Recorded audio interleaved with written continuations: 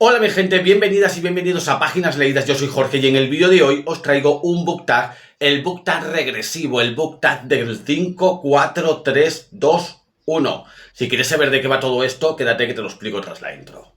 Never slow up, no I don't take shit. I got no love for the fakeness. If you wanna play tough and wanna hate this, I'll always show up. 5 libros favoritos. Comenzamos con La inquilina de Wyfeld Hall de Anne Bronte, novela de 1848. Vamos a conocer a su protagonista, a Helen Graham. Es una joven que llega a una pequeña localidad en Inglaterra, se instala junto a su hijo pequeño a las afueras de esta localidad y es la comidilla, digamos, de la zona. Se preguntan si es una mujer perdida, si es una tirada, en definitiva murmullan mucho de ella, pero solamente hay una persona que se va a atrever, por decirlo de alguna manera, a conocerla. Se trata de Gilbert Markham, que se interesará por esta mujer, qué es lo que ha ocurrido, por qué está ahí sola con su hijo, y descubrirá pues a través de cartas, de diarios, todo lo que esta mujer lleva encima y el porqué de su huida y el porqué de que ella esté ahí sola con su hijo. A raíz de que va conociendo a la protagonista, pues el personaje masculino se irá enamorando de ella, pero lo importante es lo que ella cuenta en esos diarios, la huida, la situación en la que ella se encontraba y el por qué, como digo, ella se instala sola junto con su hijo a pesar de las murmuraciones y de lo que pueda opinar la sociedad del momento. Una novela muy arriesgada. Yo no había leído nada por el estilo dentro de la novela victoriana. Creo que es la primera que trata temas del matrimonio de conveniencia como una mala elección. Puede acarrear unas malas consecuencias y es de eso de lo que habla esta novela. Maravillosa. Sí es cierto que tiene un final muy apresurado. La novela es muy pausada, contándote el momento en el que estos dos personajes tienen sus conversaciones, se van conociendo. Especialmente conocemos a Helen. Y luego el final es como muy apresurado. Una vez que ya se sabe todo lo que ha pasado, es como que corre para terminar la novela. Pero es lo de menos, como yo digo, el meollo de la cuestión, que es el porqué de esa huida, lo explica muy bien. Está todo relatado muy tranquilamente, muy lentamente, bellamente escrito, está muy bien escrito. Y bueno, pues es uno de los favoritos de mi vida. Seguimos y lo hacemos con Los Pazos de Ulloa de Doña Emilia Pardo Bazán, novela de 1886, una novela naturalista, pero muy distinta del naturalismo francés de Zola. Pues aquí la religión sí que tiene un papel importante y es la que reconduce, digamos que es la que guía a los personajes a que no desciendan a los infiernos. Vamos a conocer a Julián, que es un cura que viaja de la ciudad al campo, concretamente al marquesado de los Ulloa, y allí se va a encontrar pues con el caos imperante de esta sociedad, de estas clases altas de la sociedad rural. Allí en esta hacienda vive don Pedro Moscoso, que es el marqués de Ulloa, junto con Primitivo, que es, digamos, el administrador hasta ese momento, junto con su hija, que es la que se encarga de las labores del hogar, y el hijo de esta, que, bueno, pues es un niño bala perdida.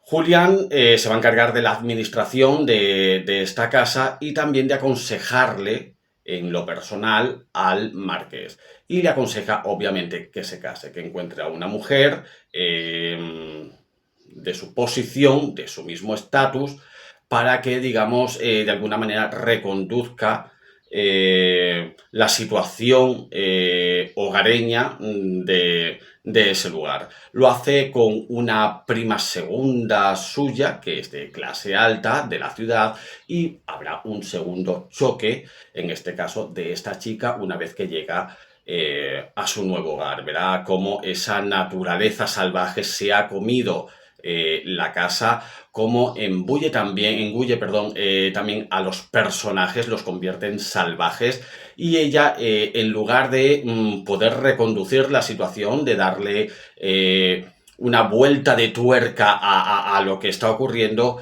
se va a convertir en una salvaje más y la van a salvajar mucho más, pues las faltas de respeto, el maltrato y demás va a ser constante en la vida de esta mujer. Un choque brutal que digamos que lo único que, como he dicho, puede reconducir y calmar esta situación es la religión, pero veremos hasta qué punto, hasta dónde puede llegar también la religión para salvar a estos personajes. Es impresionante esta novela, hay mucho secretismo también que se irá desvelando conforme vayamos leyendo la obra. Un final bastante duro, pero bueno, merece la pena conocer no solamente las miserias morales de la sociedad, de la ciudad, de la clase alta, sino de esa misma situación, de esa misma gente, pero en la sociedad rural, las clases altas, cómo se comportaban, cómo actuaban, qué importancia tenían en el entorno, porque también nos habla del tema político, del caciquismo que imperaba en la época. En definitiva, es una novela colosal, y si luego leéis la continuación, que es La Madre Naturaleza, que a mí me gustó más, en fin, conoceréis dos de las grandes obras, no solo de la autora, no solo del siglo XIX, sino de la literatura española. Más favoritos es el turno de mi querido Ramón María del Valle Inclán y sus Luces de Bohemia. Obra de teatro escrita en 1920. Es un autor de primera mitad y de inicios del siglo XX. Se enmarcó primero en una corriente modernista, luego evolucionó a lo que viene siendo la generación del 98, y dentro de la generación del 98 fue el dramaturgo por excelencia. Innovó el teatro gracias al esperpento, que deformaba la realidad para poder contar los vicios y las trabas, los prejuicios, en fin, todo lo malo de la sociedad del momento. Conoceremos a sus dos protagonistas, Don Max y Don Latino, una especie de Don Quijote y Sancho que vagarán por las calles de Madrid encontrándose a muchísimos personajes, por decirlo de alguna manera, de mala calidad, entre saqueadores, ladrones, mendigos, corruptos, en fin, un retrato que gracias al esperpento se permite Valle Inclán el lujo de retratar la sociedad del momento. Es algo vanguardista, este esperpento, pero digamos que se entiende bastante bien. Valle Inclán critica todo. La sociedad, la política, la cultura, la religión, no deja títere con cabeza, se mete con todo, todo lo hace de una manera muy digna. Es que la palabra es muy digna, con mucha dignidad, como diciendo, todo un señor diciendo todo lo que dice, expresando todo lo que expresa, recreando todo lo que recrea. Es maravillosa esta obra de teatro, sin duda es la mejor del autor, y digamos que es uno de esos autores que crearon un estilo propio que luego escritores que vinieron después, pues tomaron como referente. El esperpento no solamente se refleja en su teatro, también se refleja en algunas de sus novelas, como es el caso Tirano Banderas. Pero bueno, digamos que la producción en sí de este escritor, dentro incluso de la corriente modernista, como dentro de la generación del 98, y dentro de este esperpento, es que merece muchísimo la pena. Así que una de mis obras de teatro favorita, que hablo muy poco de teatro, es Luces de Bohemia, del grandioso Valle Inclán. Otra de esas obras que me encandilaron fue Las uvas de la ira de John Steinbeck, novela de 1939, ganadora del premio Pulitzer un año después, en 1940. Acompañamos a una familia trabajadora del campo que tiene que huir porque aquello no es más que polvo y arena. Van a hacer un recorrido toda esta familia en coche hacia la tierra prometida, hacia California, buscando, digamos, la manera de poder seguir adelante en la vida. Conoceremos ese peregrinar en coche de esta familia. Sucederán muchas cosas en este peregrinaje y llegarán a esa tierra prometida que no es tan prometida, pues digamos que están condenados a quedarse ahí abajo, a no poder ascender, a no poder ser felices, a tener que vivir para ese día, no para más. O sea, lo que trabajan, lo que logran es para poder vivir ese día. Si al día siguiente no logran lo mismo, no hay nada que llevarse a la boca, no hay nada con lo que refugiarse, en fin. Es una novela desoladora, pero con unos grandes personajes.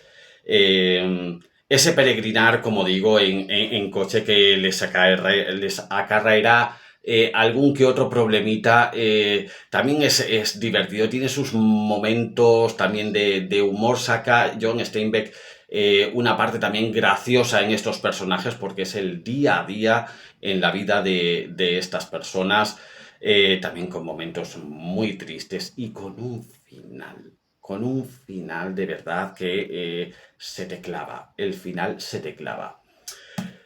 Me gustó muchísimo esta novela, formó parte de mis mejores lecturas del año en el que la leí, no sé si fue hace 2 o 3 años, también forma parte de uno de mis 30 imprescindibles y yo no sé por qué, pero no he vuelto a leer a John Steinbeck.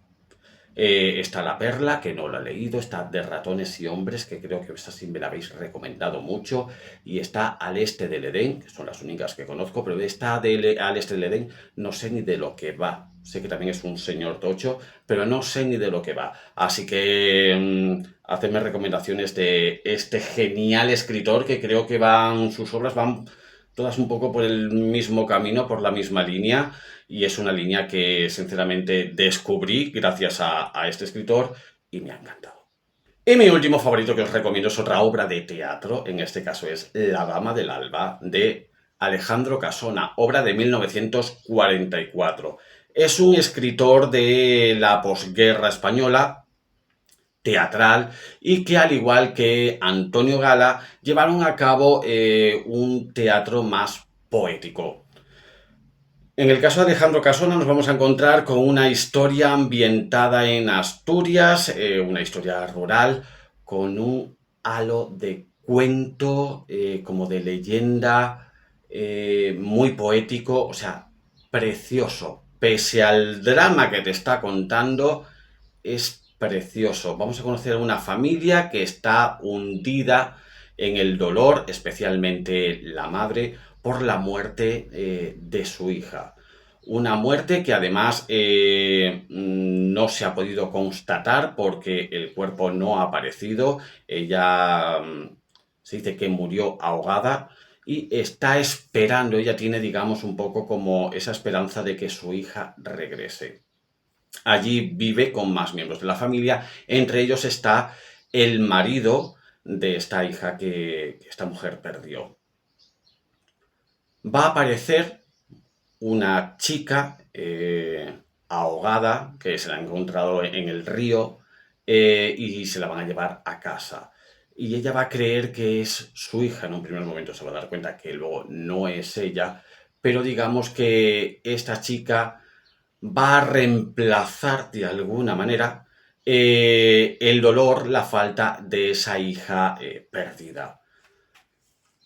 Y a partir de ese momento, cuando parece que todo ya está en calma, van a aparecer más personajes, esta Dama del Alba también va a aparecer. Es que no puedo explicar más, pues que si no ya os lo cuento absolutamente todo y pues os destrozo la obra de teatro, una obra de teatro que hay que leer, que hay que descubrir, que os va a encantar. Es que os va a encantar esta obra de teatro, aunque no seáis de leer teatro, esta obra os va a gustar muchísimo.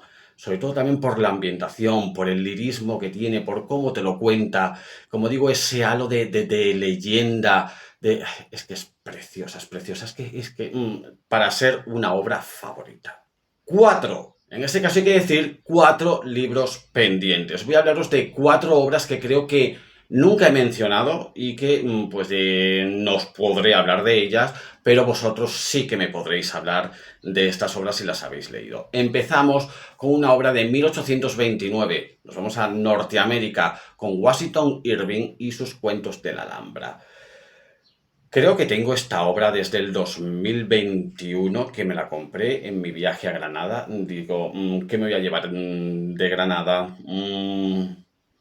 ¿Un imán para la nevera con la Alhambra? Pues no, me llevo la obra que encumbra esa ciudad y que encumbró también a este escritor norteamericano, a Washington Irving, Los cuentos de la Alhambra. No sé de qué va esto. Son cuentos, sí, me imagino que inspirados en Granada, ambientados en la Alhambra, me imagino, pero no tengo ni idea. Así que a recomendarme. Nos vamos hasta Inglaterra, la sociedad de la época victoriana, con Los misterios de East Lynne, de Ellen Wood, novela de 1860. Novela victoriana de misterio. Esto a mí me tiene que gustar. Seguramente que me tiene que gustar. Tipo Wilkie Collins será con jueces, con crímenes, con pues eso, secretos y demás. Si alguien la ha leído, que por favor me diga en comentarios. Otro gran pendiente que tengo desde hace un par de añitos que me regalaron por mi cumpleaños es Vida privada de Josep María de Sagarra. Novela de 1932, nos habla de la sociedad catalana de principios del siglo XX.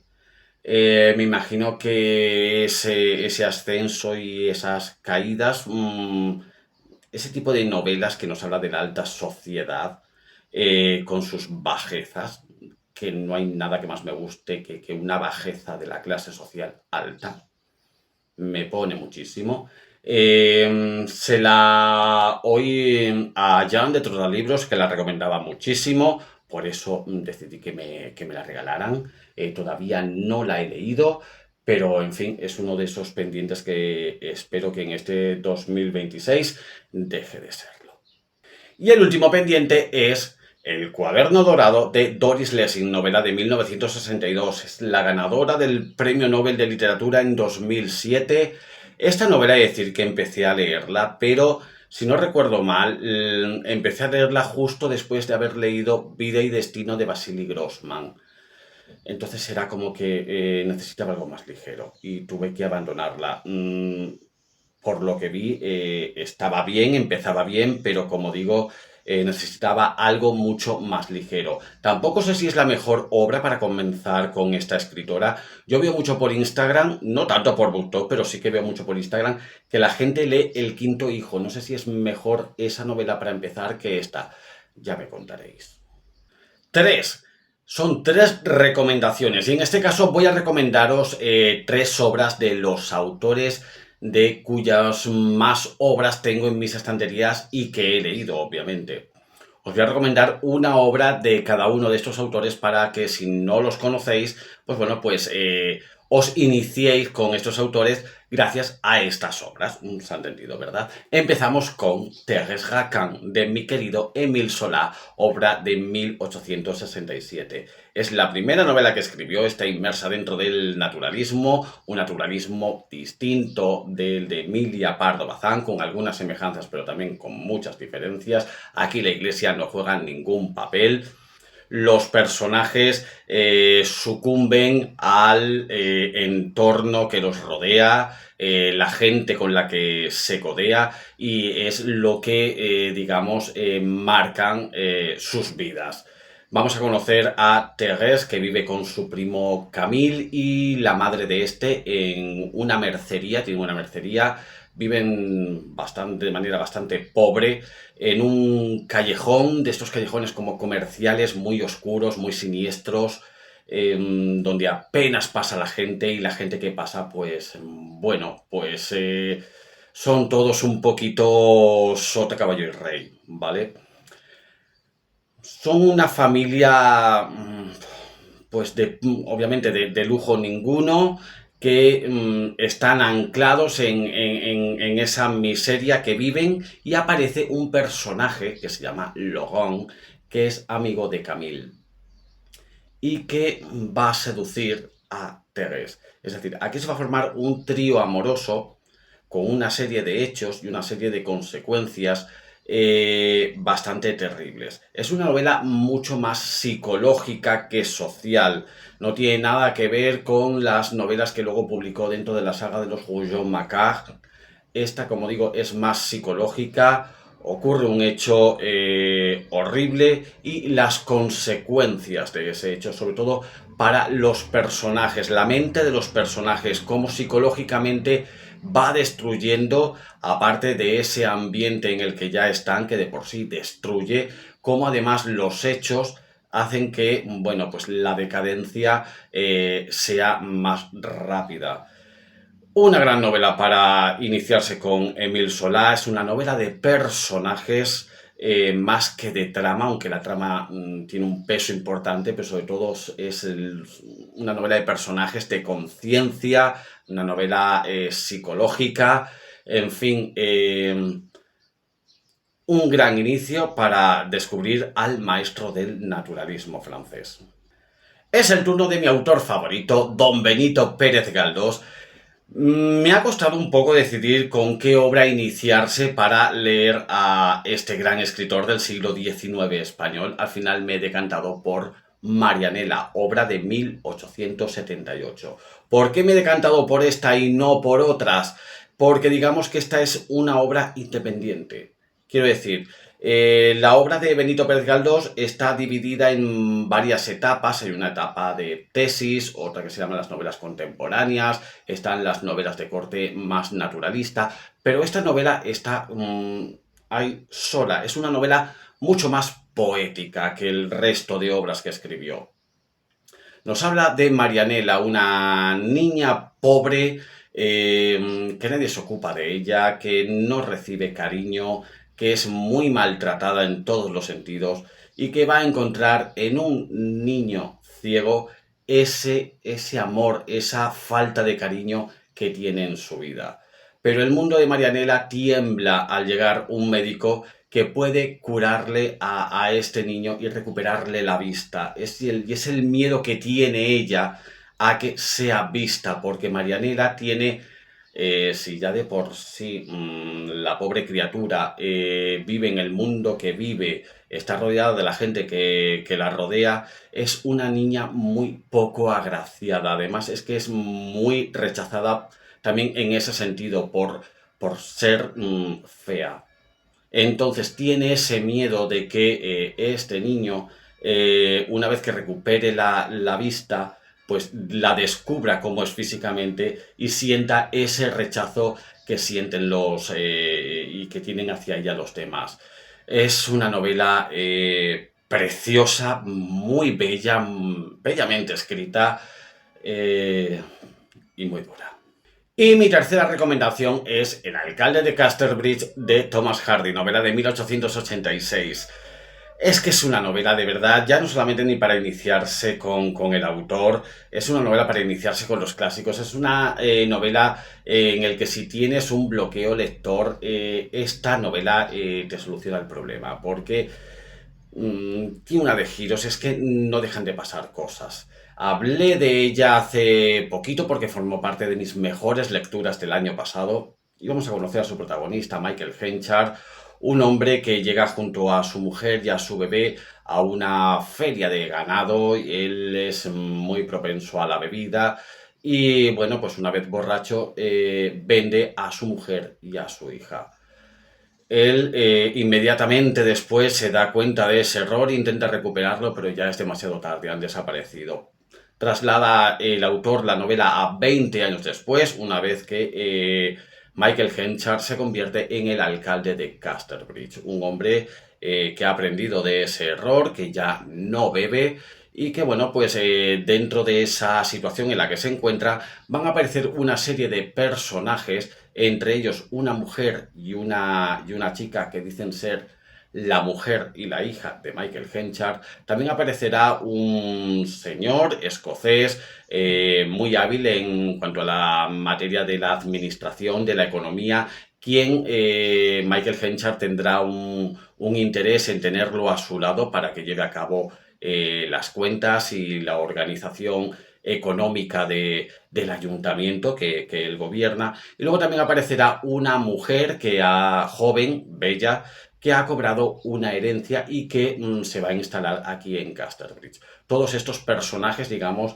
que manejarán de alguna manera la vida de nuestro protagonista, con sus virtudes, con sus defectos, con sus errores, con sus aciertos. Una novela llena de giros, que tú crees que va a ir la novela por aquí, y luego la novela te pega un giro y va por este otro lado. Luego ya te colocas en ese giro y de repente luego te da otro. O sea, te va descolocando. Y la novela, pues, en fin, también tiene... pues sí, esas cosas que dices, vaya coincidencia, ¿no? Lo tiene, pero de verdad que no molesta, no es molesto, es que es muy adictiva, no vais a parar de leer esta obra. Si la leéis conjuntamente, o sea, tiene un salseo esto, que en fin, es que lo tiene todo. No es la gran obra de Thomas Hardy, ni será seguramente la obra de vuestra vida, pero os va a gustar, os va a entretener muchísimo, vais a pasar buenos momentos y digamos que luego el final pues te va a dar una pequeña puñaladita. Vamos con el 2. Dos obras leídas recientemente y que sean de 5 estrellas. Bueno, pues empezamos con Antígona, de Sófocles. Obra de teatro, tragedia, mejor dicho, escrita en el 411 a.C. Bien, vamos a conocer a Antígona y a sus hermanos, que son los hijos de Edipo Rey. Edipo Rey, bueno, pues ya ha fallecido y sus dos hijos se disputan el trono, Eteocles y Polínices. Eteocles es el que se convierte en el nuevo rey y Polínices, digamos que sufre el agravio de ir contra la ciudad. Entonces los dos en la batalla mueren, estos dos hermanos mueren. Entonces pasa la sucesión del trono a su tío Creonte.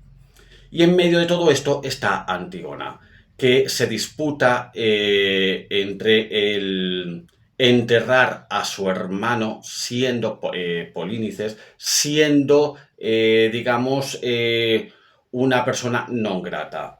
Entonces, ella se debate entre la ley divina, que dice que hay que enterrar a los muertos, y luego está Creonte, su tío, que representa a la ley humana, que dice que a las personas que de alguna manera pues agravian las leyes de la ciudad no pueden ser enterradas y tienen que tirarse al aire libre y que se la coman las alimañas. Entonces Antígona está en ese debate. Ella quiere enterrarlo y al final lo entierra y Creonte se pregunta: ¿quién ha sido el hombre que ha sido capaz de no hacerme caso y haber enterrado a Polínices? Y le dicen: no ha sido un hombre, ha sido una mujer, Antígona.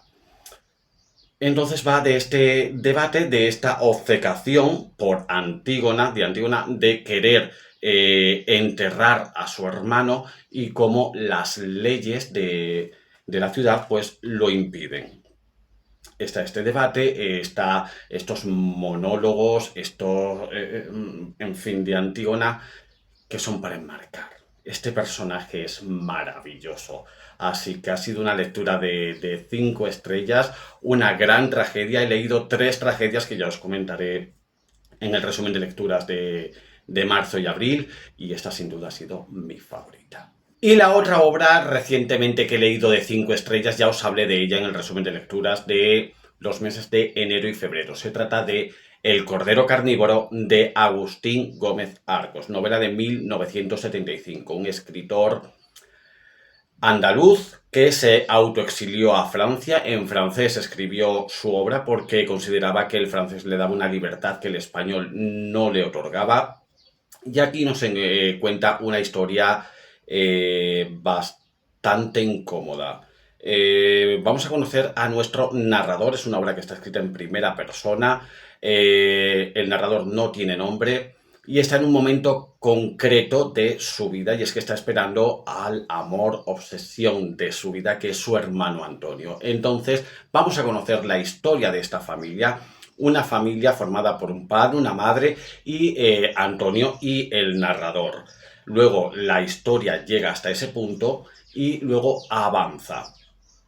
Es una familia republicana. Esta obra nos habla de los vencidos y como vencidos deben de extinguirse. Es por ello que estos dos hermanos mantienen una relación amorosa. Van a mantener una relación amorosa durante su juventud y adolescencia. En ningún momento se nos va a hablar de una relación de amor ni de obsesión cuando uno de ellos sea mayor de edad y el otro siga siendo menor de edad, es decir, nuestro narrador.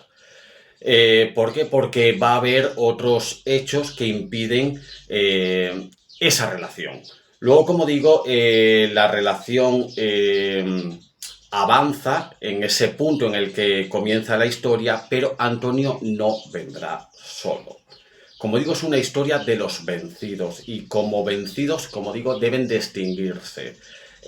No deben de continuar con más generaciones. Es increíble lo que se narra aquí, cómo se narra, porque también nos cuenta los problemas que había en la sociedad del momento. Hay curas, hay educadores, en fin, un mundo muy oscuro, muy de apariencias, lo de siempre, pero contado con mucha mordacidad. Bellamente escrito, también lo digo, y como digo, la historia avanza hacia parámetros que, en fin, pues que el lector no se espera. Así que es una gran novela, como digo, incómoda para muchos, satisfactoria seguramente para la gran mayoría. Y terminamos con el 1, un libro que te destrozó. Aquí me ha costado porque hay algunos de verdad que me han dejado baldao, pero bueno, de entre todos ellos he escogido Harriet de Elizabeth Jenkins, novela de 1934, y además es que es una novela que está basada en un hecho real que acaeció a finales del siglo XIX, con lo cual pues te remueve mucho más por dentro. Vamos a conocer a Harriet, que es una chica de clase alta, huérfana de padre. Ella vive con su madre y que ella tiene una discapacidad intelectual. Esta chica pues de vez en cuando va a pasar unas temporadas con unas familiares, no son cercanos, pero bueno, que la tratan muy bien, que la quieren mucho, ella se siente muy cómoda, y es en uno de estos viajes cuando va a aparecer un hombre del cual esta chica se va a enamorar. Él le va a seducir a ella, obviamente, por interés. La madre no va a poder hacer nada al respecto. Sabe perfectamente esta mujer que ese hombre está por intereses con su hija, que realmente no la quiere, que lo único que quiere es aprovecharse de ella, de su dinero. Y para ello, este hombre va a tener la colaboración de esas mujeres de la familia que tanto la han querido, que tanto la han cuidado y que en un principio pues no vieron esos intereses que ven en ese momento. Harriet se casa con este chico y empieza el tormento. Aparece, mira, encerrada en una casa, ahí va a estar maltratada física, psicológicamente, en fin. Es indignante esta novela, es muy indigna y más encima cuando sabes que esto es ha sido un hecho real. Si ya de por sí te indignas, que saber que esto ha sido verdad te indigna todavía mucho más. Y ya no es que solamente además solo tenga un final, es que después de ese final que ya te ha golpeado hasta el tuétano, tiene más. O sea, la historia continúa para más Inri y para más indignación del lector. O sea, que es que te destroza, pero vamos, de arriba abajo, ¿sabes? Pero es muy adictiva, está muy bien, engancha muchísimo. También te crea, obviamente, una situación como de claustrofobia, es decir, espera, para un momento, coge aire, relájate, pero luego quieres continuar y quieres saber más de lo que pasa. Muy bien escrita, tampoco es la maravilla de las maravillas, ¿no? Pero está bien escrita, es un estilo muy a lo Daphne du Maurier, este tipo de gente, que se lee muy bien, muy adictiva y en fin, pues muy guay, ¿no? Dices, qué gran novela he leído, pero destrozadito vivo te deja. Pues bien, pues hasta aquí este BookTab regresivo, este BookTab del 54321. Espero que lo hayáis disfrutado, que me contéis vosotros algunas de estas premisas, qué libro os destrozó, qué libro de 5 estrellas recientemente habéis leído, qué libro me recomendáis, cuál es vuestro favorito, qué pendiente tenéis. En fin, contadme lo que queráis, que nos leemos en comentarios. Yo nomino a todos los booktubers habidos y por haber para que hagan este BookTab.